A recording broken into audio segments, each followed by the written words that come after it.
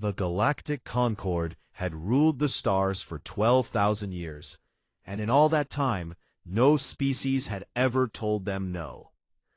High Arbiter Velkorath sat upon his throne of black crystal, surrounded by the representatives of the 17 species who controlled half the galaxy. His 4 eyes scanned the holographic display before him, showing a small blue world spinning in the darkness of space. "Earth," he said, his voice echoing through the great chamber. "That is what they call their world." The council members shifted in their seats. Some were massive creatures with armored shells. Others were thin and graceful beings made of light and gas, and a few looked almost like the creatures on the display. 2 arms, 2 legs, 1 head. But none of them were human. Ambassador Talvessa stepped forward. She was a Rythian, her silver skin reflecting the lights of the chamber, her 3 fingers clasped before her in the gesture of formal address. "The humans achieved faster-than-light travel 7 of their days ago," she reported. "Their first test ship traveled only a short distance, but the energy signature was unmistakable. They have crossed the threshold." A murmur ran through the council. This was always an important moment, when a new species took its first step toward the stars. It was also a dangerous moment, but the Concord had handled dangerous moments many times before. "What do we know of them?" asked Velkorath. Talvessa activated another display. Images of Earth appeared, cities of glass and steel, vehicles moving along crowded roads, humans walking and talking and living their short lives. "They are a young species," she said. "Barely 10,000 years of civilization. They are fragile physically, with no natural weapons or armor. They live only 80 to 100 of their years. They have fought many wars among themselves, and have damaged their own world with pollution and waste." One of the council members laughed. It was Grenthax, the representative of the Moldari, a species of giant insectoids who had been conquered by the Concord 6,000 years ago, and had since become eager enforcers of its will. "They sound like children," Grenthax clicked. "Violent, stupid children, who cannot even take care of their own home. This should be simple." Velkorath raised one of his hands for silence. "All species seem simple before they are tested," he said, "but you are correct that this should not be difficult. Their world lies within Concord-claimed space, which means they belong to us by right of the ancient charter. Ambassador Talvessa, you will deliver the Edict of Submission." She had done this 11 times before, traveling to the homeworlds of newly emerged species and explaining the terms of their surrender. Some had wept, some had raged, but all had eventually knelt. There was no other choice when facing the might of the Concord. "I will depart immediately," she said. 3 days later, Talvessa's flotilla emerged from hyperspace above Earth. 40 warships, each one capable of destroying a continent, arranged themselves in a perfect formation that blocked out the stars. On the planet below, humans looked up at the night sky and saw lights where no lights had been before. Panic spread through some cities, while others fell into an eerie calm. Governments around the world sent frantic messages to each other, trying to understand what was happening. Talvessa waited until she was sure the entire planet was watching, and then she broadcast her message on every frequency the humans used. "People of Earth," her voice rang out from every screen and speaker on the planet. "I am Ambassador Talvessa of the Galactic Concord. Your world lies within space claimed by the Concord under the ancient charter, established 12,000 years before your species learned to write. By this charter, you are now subjects of the Concord, and you will submit to our authority." She paused, letting her words sink in. "The terms of your submission are as follows. Your governments will dissolve immediately. Your weapons will be surrendered. Your population will be assessed for labor assignments. Your resources will be cataloged for Concord use. Resistance will result in the destruction of your population centers. You have 72 hours to comply." Talvessa ended the transmission and settled back in her command chair. Now came the waiting, the part she found most tedious. Some species took the full 72 hours to accept their fate, while others surrendered within minutes. She wondered which type the humans would be. Her answer came in 30 minutes. A transmission appeared on her display, originating from a large building in a city the humans called Geneva. A human female appeared on the screen, her hair gray with age, her face lined, but her eyes sharp and clear. "I am Secretary General Adora Okonkwo," the woman said, "and I speak for the United Nations of Earth. We have received your terms, Ambassador, and we have discussed them." Talvesa leaned forward. Something in the human's tone made her scales prickle with unease. "We do not recognize your charter," Okonkwo continued. "We do not recognize your authority. We did not ask for your presence, and we do not consent to your rule. Earth is our home, and we will decide its fate." The woman paused, and when she spoke again, her voice was calm, but carried a weight that Talvesa had never heard from a conquered species. "We decline." The transmission ended. For a long moment, Talvesa sat in stunned silence. Her crew stared at their consoles, not knowing what to do. In 11 missions, across 11 worlds, no species had ever said those words to her. She opened a channel to the Concord homeworld. "High Arbiter," she said, her voice uncertain for the first time in her long career. "We have a problem." Far away, in the great chamber of the council, Velkaroth listened to her report. When she finished, he turned to face the 17 species. "It seems," he said slowly, "that the humans wish to be difficult." Grenthax laughed again, but this time there was an edge to the sound. "Then we will teach them the cost of difficulty," the insectoid said, "just as we taught the Rithians 8,000 years ago." Velkorath nodded.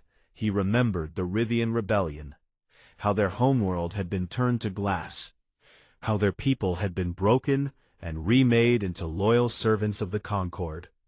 It had been necessary, and it had worked. "Ambassador Talvesa," he commanded, "show them what happens to those who decline." On the bridge of her flagship, Talvesa received her orders and felt something she had not felt in centuries. A small, cold knot of worry in her stomach. But she pushed it aside. They were only humans after all, a young and fragile species who had no idea what they faced. How dangerous could they possibly be? Ambassador Talvesa stood on the observation deck of her flagship and watched 3 moons die. The weapons of the Concord flotilla struck the barren rocks with the force of 1,000 suns. Each moon shattered in a blinding flash of light and heat, sending debris spinning into the void. Within minutes, nothing remained but expanding clouds of dust and stone. "Transmission sent," our communications officer reported. "Every receiver on Earth witnessed the destruction." Talvesa nodded. This was standard procedure for difficult species. Show them the power of the Concord. Demonstrate what would happen to their cities if they did not comply. It had always worked before. "Open a channel to their government," she ordered. The channel opened, but no one responded. The screens remained dark, and the speakers stayed silent. Earth had stopped talking. "Perhaps their leaders are discussing surrender," suggested her tactical officer, a young Moldari named Kethrall, who had never seen a real pacification campaign. "Perhaps," Talvesa said, but she did not believe it. There was something in the way the human woman had spoken, something in her eyes that reminded Talvesa of cornered animals she had seen on other worlds, creatures that knew they were going to die but had decided to bite as hard as they could before the end. Hours passed, and Earth remained silent. No transmissions, no signals, no pleas for mercy or offers of negotiation. The blue planet simply hung in space, spinning slowly, keeping its secrets. On the second day, Talvesa ordered detailed scans of the surface. What she saw confused her. "There is massive activity in their oceans," the sensor officer reported. Energy signatures unlike anything in our database. Also, their major cities are producing electromagnetic pulses at regular intervals, as if they are communicating through methods we cannot intercept. What about their military forces? Talvesa asked. Their aircraft remain grounded. Their naval vessels are in port. Their soldiers are not moving to defensive positions. It is as if they are not preparing for war at all. But Talvesa knew that could not be true. No species simply accepted destruction without fighting back. The humans were doing something. She was certain of it. On the third day, the first launches began. Small vessels, barely visible on sensors, started rising from hidden locations across every continent. They came from underground bunkers in mountains, from platforms concealed beneath farmland, from silos disguised as ordinary buildings. Hundreds of them at first, then thousands. What are they? Kethral demanded, his mandibles clicking with nervous energy. Unknown, the sensor officer replied. They are too small to be warships. They carry no weapons we can detect. They are simply rising into orbit and holding position. Talvesa watched the swarm of human vessels grow larger with each passing hour. By the end of the third day, more than 10,000 of the small craft surrounded Earth like a shell of metal and determination. They cannot hurt us with those, Kethral said. But his voice lacked conviction. On the fourth day, Talvesa sent her report to the council. She described the silence, the strange activity, the growing fleet of unknown vessels. She admitted that she did not understand what the humans were planning. High Arbiter Velkarat's response was brief and cold. The third expeditionary fleet is being assembled, he told her. 400 warships under the command of Fleet Commander Orax Ven. They will arrive within the week. Your orders are to maintain position and observe. Do not engage the humans until the fleet arrives. Talvesa acknowledged the order and returned to watching the silent planet. On the fifth day, her sensor officer made a discovery that turned her blood cold. Ambassador, he said, his voice trembling, I have been analyzing the energy signatures from the human vessels. They are not weapons, but they are not harmless either. Each one contains a fusion reactor operating at full capacity. So they have power, Talvesa said. That does not explain. You do not understand, the officer interrupted, forgetting protocol in his fear. Each reactor is rigged to overload on command. Those vessels are not ships, they are bombs. 10,000 fusion bombs, each one powerful enough to destroy one of our warships. The bridge fell silent. Talvesa stared at the display, at the cloud of human vessels surrounding their world, and finally understood. The humans were not preparing to fight. They were preparing to die. They had built a wall of suicide ships around their planet, crewed by volunteers who knew they would not survive. It was madness. Complete and utter madness. And yet, there it was. They would kill themselves just to hurt us, Kethral whispered. What kind of species does that? Talvesa had no answer. On the sixth day, as Talvesa waited for the third fleet and tried to make sense of the humans, something else happened. Her communications array detected a transmission that should have been impossible. It came from inside her own ship. Ambassador Talvesa, a voice said, speaking directly through her personal communicator. I hope the past 6 days have given you time to think. Talvesa spun around, searching for an intruder. But her bridge was secure. Her crew was loyal. There was no one who could have sent that message. Who is this? She demanded. How are you accessing this channel? My name is Dr. Chen Wei, the voice replied, and now Talvesa recognized it as human. I am what my people call a hacker. I have been studying your communication systems for the past 5 days. They are impressive, but they have weaknesses. Everything has weaknesses. This is impossible, Talvesa said. Our encryption is unbreakable. Nothing is unbreakable, Dr. Chen replied, and there was almost a smile in his voice. That is the first thing we learned. Ambassador, I am going to connect you to Secretary General Okonkwo now. She has a message for you, and for your council. The screen on Talvesa's command console flickered, and the face of the human leader appeared. Adora Okonkwo looked tired, but not defeated. Her eyes held the same sharp light they had held 6 days ago. Ambassador, Okonkwo said, thank you for your patience. We needed time to prepare, and you gave it to us. That was kind of you. Prepare for what? Talvesa asked. You cannot win this war. Our fleet will be here in days, and they will destroy you. Okonkwo nodded slowly. Perhaps, she said, but I want you to understand something about my species. Something your database did not tell you. We have spent our entire existence at war with ourselves.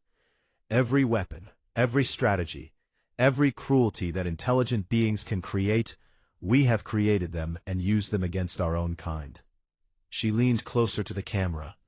Your Concord has known peace for millennia. You have forgotten what war truly looks like, but we have not forgotten. We have never had the chance to forget. You are about to face a species that has been training for this moment since the first human picked up a rock and realized it could be used to kill. Talvesa felt the cold knot in her stomach grow larger. You are not prepared for what we are, Okonkwo finished, and when your fleet arrives, they will learn that lesson. I only hope they survive to share it with your council. The transmission ended, and Talvesa sat alone on her bridge, surrounded by 40 warships, staring at a small blue planet that suddenly seemed far more dangerous than she had ever imagined. Fleet Commander Orax Ven had conquered 12 worlds and crushed 6 rebellions. He had served the Concord for 300 years, and in all that time, he had never lost a battle. When the High Arbiter told him about the troublesome humans, he had laughed. A species that has not even left their own world? He said, give me 100 ships, and I will have them kneeling within a day. But the council had given him 400 ships anyway, because they were nervous about what Ambassador Talvesa had reported. 10,000 suicide vessels and communication systems that could be broken by primitive hackers. These things worried the ancient rulers of the Concord. Orax Ven was not worried. He was annoyed at being sent to deal with what should have been a simple matter. But he was not worried. He had faced rebellions before, species that thought they could resist the might of the Concord, and he had crushed them all. His fleet emerged from hyperspace at the edge of the human solar system, far from Earth itself. This was standard procedure, allowing the ships to form up and approach in proper battle formation. It also allowed the fleet to scan for any surprises. What the scanners found made Orax Ven pause. Commander, his tactical officer reported, we are detecting thousands of objects among the asteroids and in the outer regions of this system. They appear to be artificial. Their power signatures are minimal, but they are definitely there. Mines? Orax Ven asked. Unknown. They do not match any weapon design in our database. They appear to be dormant. Orax Ven considered his options. He could proceed slowly, clearing each object before advancing, but that would take weeks. Or he could push forward quickly, trusting in his fleet's shields and armor to protect against whatever primitive weapons the humans had deployed. We advance, he decided. Full speed. If those objects activate, destroy them. The 3rd Expeditionary Fleet moved forward, 400 warships spreading across the darkness like a swarm of predators. They passed the outer planets without incident, and Orax Ven began to think that the dormant objects were nothing but decoys, a desperate attempt by the humans to slow his approach. Then the first ship exploded.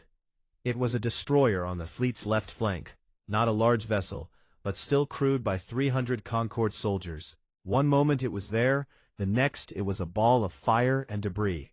What happened? Orax Ven demanded. Unknown, his tactical officer said, her voice shaking. No weapon fire detected. The ship simply detonated from within. Before Orax Ven could respond, 2 more ships exploded. Then 5 more. Then a dozen. Across his fleet, vessels were dying without any visible attack, as if they were being destroyed by ghosts.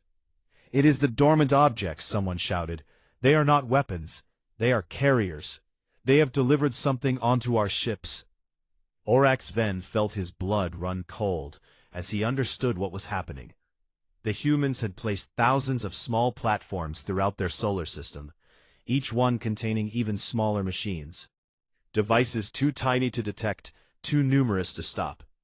These machines had attached themselves to his ships as they passed, and had worked their way inside, finding critical systems and destroying them. "All ships, evasive action," he commanded. "Get us out of here." But evasive action only made things worse. The tiny human machines were already aboard, already burrowing into power cores and weapon systems and life support. Running only spread the fleet out, making it harder to coordinate defenses. And then, the real attack began.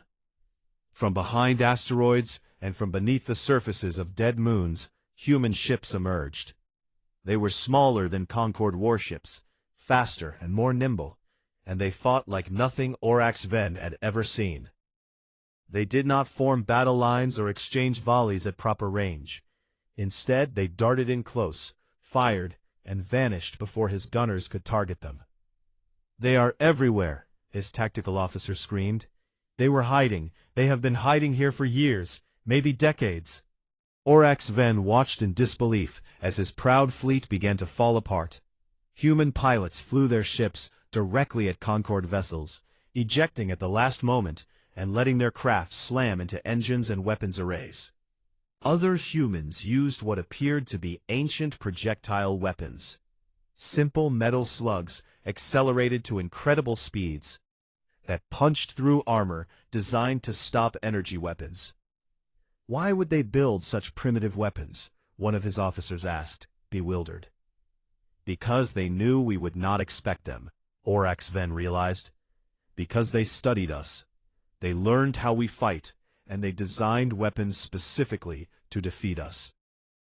In the chaos of battle, Orax Ven noticed something else that chilled him to his core. The human pilots were talking to each other, coordinating their attacks. But they were also laughing. They were joking and cheering each other on, as if this was a game, as if the death and destruction around them was entertainment. He had faced fearless enemies before, warriors who did not value their own lives. But he had never faced an enemy that enjoyed fighting. These humans did not just accept death. They seemed to welcome it, as long as they could take their enemies with them. 3 hours into the battle, Orax Ven made a decision that he had never made before. He ordered a retreat. "All ships capable of hyperspace, withdraw immediately," he commanded. "Fall back to Concord space." His officers stared at him in shock. Fleet Commander Orax Ven did not retreat. Everyone knew that. But Orax Ven was no longer the confident commander who had laughed at the thought of fighting humans. He was a survivor now, and survivors knew when to run. Less than half his fleet escaped, 173 ships out of 400, limping back to Concord space with damaged systems and wounded crews and stories that no one wanted to believe. When Orax Ven stood before the council and delivered his report, his voice was hollow and his eyes were haunted. He described the hidden weapons, the ambush tactics, the tiny machines that had infiltrated his ships, and the terrifying joy with which the humans had fought. "They knew we were coming," he said. "They knew our tactics, our weapons, our weaknesses. They have been watching us for a long time, perhaps since before we even knew they existed, and they have been preparing." High Arbiter Vel Korath leaned forward on his throne. "How is that possible?" he demanded. "We sent our first survey probe to their system only 50 years ago." Orax Ven nodded slowly. "I believe they found that probe, High Arbiter. I believe they captured it and studied it and learned everything it knew. And then they put it back and let it continue its mission, so we would not know that we had been discovered." The council chamber fell silent as the implications of those words sank in. 50 years. Talvesa said softly. They have been studying us for 50 years, and we had no idea. They know our technology, our language, our history. They know everything about us, and we know almost nothing about them. Orax Ven looked at the council with eyes that had seen too much death. There is something else, he said, something I need you to understand. Every species we have conquered, every rebellion we have crushed, they all fought to survive. They fought because they wanted to live, and when living became impossible, they surrendered. He paused, gathering himself. The humans do not fight to survive, they fight to win. There is a difference, and until you understand that difference, you will never defeat them. The council had no response. For the first time in 12,000 years, the rulers of the Concord were afraid. The defeat of the Third Fleet was supposed to be impossible. Fleet Commander Orax Ven was supposed to be unbeatable. 400 warships were supposed to crush any resistance from a primitive world that had only just discovered faster-than-light travel. But none of that had happened, and now the Council was learning what it felt like to be afraid. Emergency sessions were held day and night. The 17 species argued and shouted and blamed each other for the disaster. Some called for negotiations, hoping to end the conflict before more lives were lost. Others demanded total war, a campaign of extermination that would wipe the humans from existence. It was Valkorath who made the final decision. "We will use the void weapons," he declared, his voice cutting through the chaos of the council chamber. "The weapons that ended the Great War 10,000 years ago. We will reduce Earth to atoms, and we will salt the ground so that nothing can ever grow there again." The chamber fell silent. The void weapons had not been used since the ancient war that had established the Concord itself. They were terrible beyond imagination, capable of tearing planets apart and poisoning entire solar systems. Even the 17 species, who had ruled through fear and violence for millennia, hesitated to use them. But they were afraid, and fear makes people do terrible things. "The weapons are stored in the Vault of Silence," Valkorath continued, "deep in the core of our homeworld. I will personally authorize their release, and within one cycle, Earth will cease to exist." The council voted. The decision was unanimous. The humans would die. That night, as Valkorath prepared the authorization codes for the void weapons, every screen in his personal chambers flickered and changed. The face of a human appeared. Not Secretary General Okonkwo, but a young man with dark hair and tired eyes. "High Arbiter Valkorath," the human said. "My name is James Morrison. I am what my people call an intelligence officer. I have some information that I think you should hear." Velkaroth reached for the alarm, but the human shook his head. "I would not do that if I were you. If you activate any security system, this transmission will immediately broadcast to every world in the Concord. I do not think you want that." "What do you want?" Velkaroth demanded. "I want to tell you what we know," James Morrison replied, "because I think it is important for you to understand just how badly you have miscalculated." The screen changed, showing images and data that made Velkaroth's blood freeze. "This is the Vault of Silence," James said. "We have known its location for 40 years. We have detailed maps of every corridor, every security system, every weapon stored inside. We know that you keep 17 void weapons in the central chamber, each one capable of destroying a planet. We know the access codes, the launch procedures, and the names of every technician assigned to maintain them."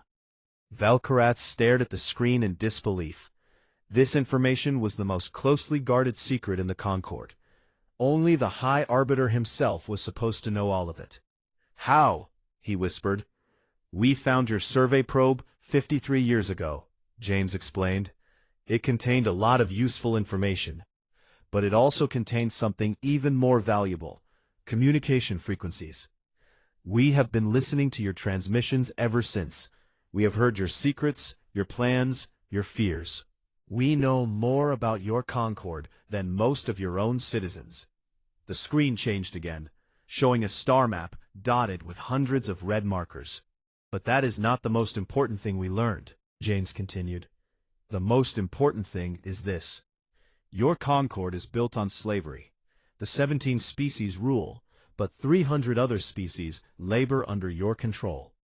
They mine your ore, build your ships, grow your food, and die in your wars. And they hate you. They have hated you for thousands of years, but they have never been able to fight back. He paused, letting the words sink in. Until now, the screen filled with images, aliens of dozens of different species, gathered in hidden meeting places, training with weapons, planning operations. Humans stood among them, teaching, advising, arming. We have been in contact with the tribute worlds for 30 years, James said. We have been building an alliance in the shadows, preparing for the day when you would come to conquer us. That day has arrived, and so has the moment we have been waiting for. Vel'Korath felt his world crumbling around him. You cannot, he said. You would not. Those species are broken, defeated. They could never fight the Concord alone, James agreed. But they are not alone. Not anymore. At that moment, across Concord space, the uprisings began. On the mining world of Kethra Prime, workers seized control of the refineries and cut off the flow of precious metals to the Concord fleet.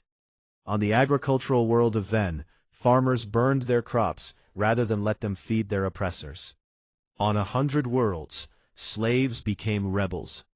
And the infrastructure that the Concord depended on began to collapse. This is not random violence, James explained.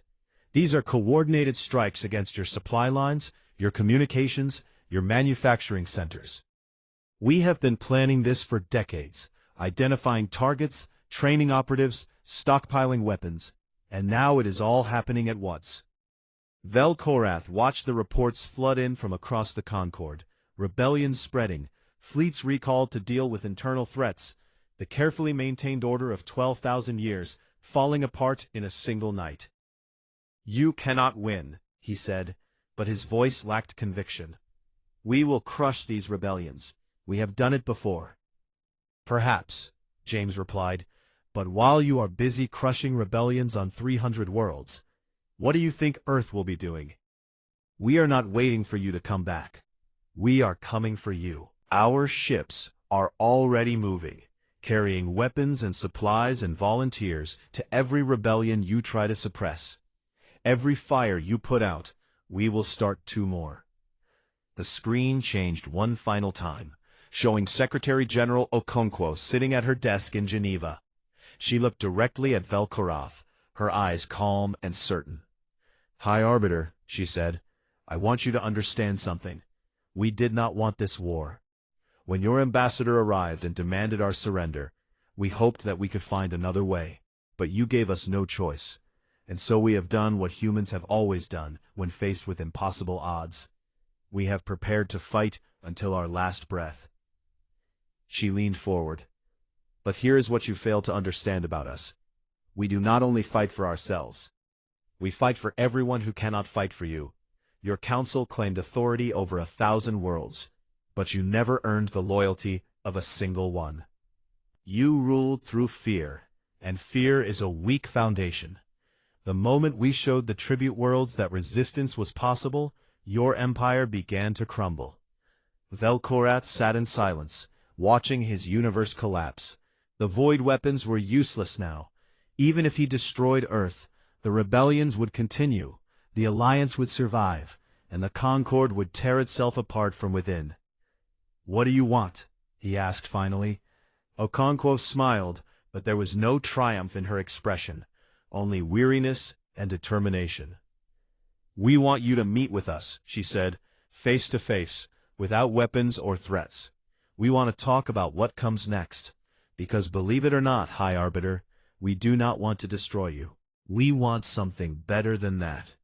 The transmission ended, leaving Vel'Korath alone in his chambers, surrounded by the weight of 12,000 years of history that was rapidly becoming meaningless. He looked at the authorization codes for the void weapons, still glowing on his console, and slowly closed the file. for the first time in his long life. The capital station of the Galactic Concord was the largest structure ever built by intelligent life. It floated in the void between stars, home to millions of beings from the 17 species, a monument to the power that had ruled half the galaxy for 12,000 years. Now it was quiet. The great halls that had once echoed with the confident voices of conquerors were filled with nervous whispers and uncertain glances. The representatives of the 17 species gathered in the council chamber. But for the first time in memory, they were not there to give orders. They were there to receive them. High Arbiter Velkorath sat upon his throne of black crystal. But the throne felt different now. It felt smaller somehow, less like a symbol of absolute power, and more like a relic of a dying age. Around him, the other members of the council shifted in their seats, watching the entrance to the chamber with a mixture of fear and curiosity.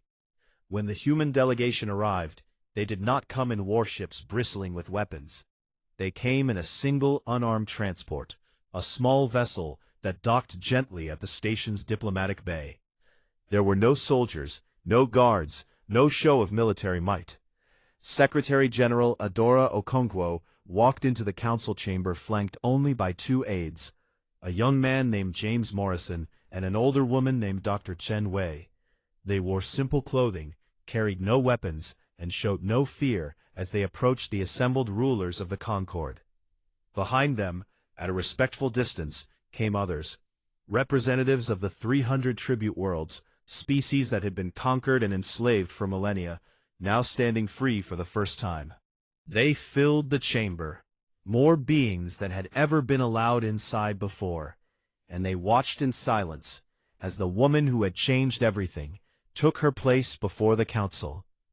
High Arbiter Velkorath, Okonkwo said, her voice calm and clear. Thank you for agreeing to this meeting. I know it was not an easy decision.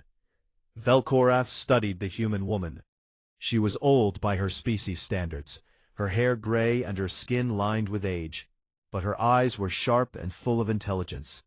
This was the being who had defied the Concord, who had united 300 worlds in rebellion, who had brought the mightiest empire in the galaxy to its knees. You did not give us much choice, he replied. Your alliance has crippled our economy, your agents have compromised our security, and your fleets stand ready to strike at any target in Concord space. We meet with you because we have no other option. Okonkwo nodded slowly. I understand your frustration, she said. You were accustomed to giving orders, not taking them. But I want you to know that we did not come here to humiliate you or to demand vengeance. We came to offer something different. She reached into her jacket and produced a small data crystal, which she placed on the floor before the council. This contains our proposal for what comes next, she explained. But before you review it, I want to tell you a story. The council members exchanged uncertain glances. Stories were not what they had expected from this meeting. My species has a long history, Okonkwo continued, and most of it is shameful. We have enslaved each other based on the color of our skin, the place of our birth, the gods we worshipped. We have built empires through conquest and cruelty, and we have watched those empires fall into ruin and bloodshed. We have burned our own cities, poisoned our own lands, and nearly destroyed our own world. She paused, her eyes distant with memory. For most of our existence, we believed that power came from domination, that the strong had the right to rule the weak, that victory justified any cruelty. But we learned, slowly and painfully, that this kind of power is an illusion. Every empire built on oppression eventually collapses, because oppression breeds resentment, and resentment breeds rebellion. She looked directly at Velkorath. Your Concord has existed for 12,000 years, which is impressive, but it was never stable. The tribute worlds always hated you, always dreamed of freedom. You ruled through fear, and fear only works as long as your subjects believe you are invincible. The moment they see weakness, fear turns to rage, and rage burns everything down. Vel'Korath felt the truth of her words, like a knife in his chest. He thought of the rebellions that had erupted across Concord space, the fury of species that had been beaten down for millennia, and he knew that she was right. "We could have destroyed you," Okonkwo said. "We could have united the tribute worlds in a war of extermination, wiped out the 17 species, and taken your place as the new rulers of the galaxy. Many of our allies wanted exactly that. They wanted revenge for thousands of years of suffering, and we could have given it to them." "Why did you not?" asked Talvessa, who stood among the council members, her silver skin pale with exhaustion and fear. Okonkwo turned to face the Rythian ambassador. "Because we have seen where that path leads," she said. "We have walked it ourselves, many times, and it always ends in the same place. More suffering, more hatred, more war. Revenge feels good for a moment, but it solves nothing. The only way to break the cycle is to choose something different." She gestured toward the data crystal on the floor. "Our proposal is simple. The Concord will dissolve. In its place we will build a new commonwealth, an alliance where every species, regardless of age or power, has an equal voice. The tribute worlds will be freed, their people allowed to govern themselves. The void weapons will be destroyed, and no species will ever again have the power to annihilate another." The council members erupted in protest. This was madness, they said. The Concord had kept the peace for 12,000 years. Without their leadership, the galaxy would descend into chaos. Okonkwo waited for the noise to die down, then spoke again. "The Concord did not keep the peace," she said quietly. "It kept the order. Those are not the same thing. Peace means that beings are free to live without fear. Order means that the strong control the weak. You had order, but you never had peace, and your subjects knew the difference." She looked around the chamber at the representatives of the tribute worlds, beings of every shape and size, species that had been conquered and broken, but never destroyed. "These people trusted us," she said. "They risked everything because we promised them something better than what they had. We will not betray that trust. We will build a galaxy where every voice matters, where disputes are settled through negotiation instead of violence, where power is shared instead of hoarded." Vel'Korath rose from his throne. He was old, older than any human could imagine, and he had seen many things in his long life. But he had never seen anything like this. A conqueror who refused to conquer, a victor who offered mercy instead of vengeance. "Why?" he asked, and his voice was not angry or afraid. It was simply confused. "You have the power to take everything. Why would you share it instead?" Okonkwo smiled, and for a moment she looked, not like a leader or a warrior, but simply like a tired old woman who had seen too much suffering. "Because we have been where you are now," she said. "We have stood at the top of empires built on blood, and we have watched those empires crumble. We have learned that the only power worth having is the power that comes from trust, trust that is earned, not forced. We are offering you a chance to learn that lesson without having to suffer as we did." She held out her hand toward Vel'Korath. "Join us," she said. "Help us build something that will last, not because it is enforced by weapons, but because it is worth preserving. Your species has knowledge and wisdom that the galaxy needs. Do not let that wisdom die with your empire." For a long moment, Vel'Korath stood frozen. Behind him, the 17 species watched in silence, waiting to see what their leader would do. Before him, the tribute worlds held their breath, hoping for a future they had never dared to imagine. Then, slowly, Vel'Korath stepped down from his throne. He walked across the chamber floor until he stood before the human woman, and he took her hand in his. "I do not know if this will work," he said. "I do not know if beings who have hated each other for so long can learn to trust. But I am willing to try, if you will show us how." Okonkwo squeezed his hand gently. "That is all we ask. The treaty was signed that day, the Concord became the Commonwealth, and across 1,000 worlds, beings who had known only fear looked up at the stars with hope. In the years that followed, there would be challenges, old hatreds that refused to die, wounds that took generations to heal, mistakes that had to be corrected. But the tribute worlds had taken a first step toward a future where peace could grow. But the foundation had been laid, built not on power or fear, but on the simple belief that every being deserved a voice. And whenever the people of the Commonwealth needed to remember where that belief had come from, they told the story of a small blue world that had refused to kneel, and the woman who had taught the galaxy that true strength was not measured in weapons or conquest, but in the courage to choose a better way.